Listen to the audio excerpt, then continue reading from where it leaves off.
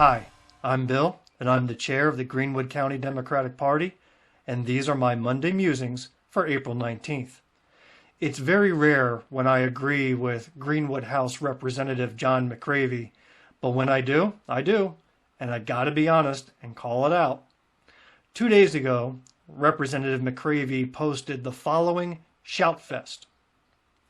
We finally passed an updated law this week requiring America's founding documents, i.e., U.S. Constitution, Declaration of Independence, etc., to once again be taught in our colleges and universities. Yes, he did write Declaration, but we'll let that pass. After all, this is a new education program being legislated, and they still have kinks to work out. Look, what this tells me is that Representative McCravy and the supermajority Republican legislation in Columbia, they must have fixed all our roads, given everybody employment that they can live off of, have affordable health care for all South Carolina citizens in order to have free time to take up such trivial legislation like this. But besides that good news, I'm actually in favor of teaching the Constitution and Declaration of Independence in our colleges and universities.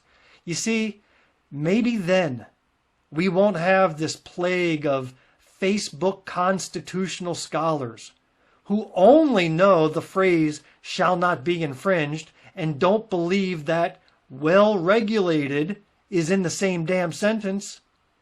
Maybe they'll learn that the First Amendment and freedom of speech only applies to Congress enacting laws and has nothing to do with private companies or entities booting your lying, hateful self off of Twitter.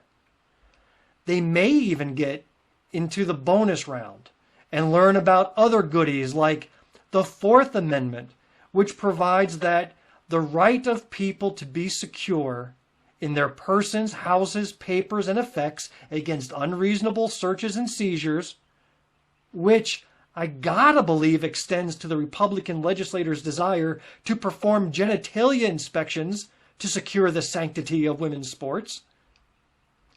A student will be shocked to learn that nowhere in the Constitution does it dictate how many Supreme Court justices there should be, or that there's a right for a senator to filibuster and stop legislation from happening.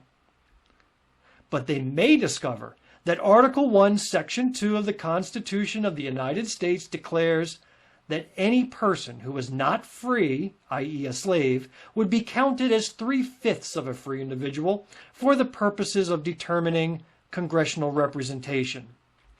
You know, there's buzz about holding a constitutional convention of states.